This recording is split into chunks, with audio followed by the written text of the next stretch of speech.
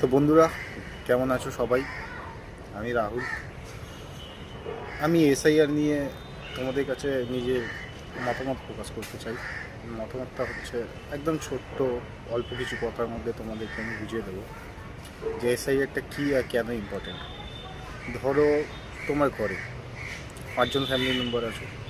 এবার ধরো কোনো গেস্ট এলো, এসে দুদিন থাকলো, তুমি তাকে খেতে দিলে, থাকতে দিলে, সব কিছু করতে দিলে। এবারে গেস্টটা যদি বলে যে আমি এবারে দিয়ে এই ঘরে থাকবো, আর আমাকে এই ঘরে সদস্যতা দিতে হবে, এবং আমি চাই না যে ঘরে এরকমভাবে নিয়মকানুন চলুক তোমাদের মতো, এবং আমি চাই যে আমার মতো করে নিয়ম করে এই ঘরটাকে আমি চালাবো।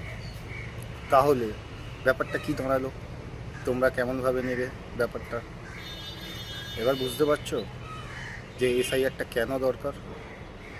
তো সেই হিসাবে গোটা ভারতবর্ষ বলো, পশ্চিমবাংলা বলো, এটা আমাদের একটা ঘর। আর আমি চাইছি যে এই ঘরে, ঠিক আছে, এই ঘরে আমাদের যারা সদস্য আছে তারাই থাকুক, এবং তারাই চলাফেরা করুক, তারা শান্তিতে থাকুক। গেস্ট গেস্টের মতো আসবে, গেস্ট গেস্টের মতো চলে যাবে।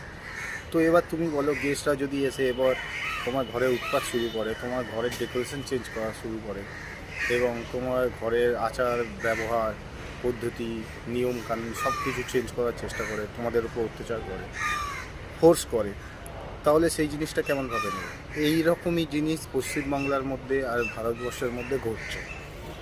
তো অনেকেই দেখছি অনেক শিক্ষিত এসআইআরের বিরুদ্ধে করছে, কিন্তু আমি যে এই ভিডিওটা ছাড়লাম, আমার যুক্তির বিরোধ কোনো, তোমাদের যদি কোনো যুক্তি থাকে কমেন্ট বক্সে প্লিজ জানাও, তাহলে আমি সেই কমেন্ট বক্সের উত্তর দেবো তোমাদের প্রশ্নের।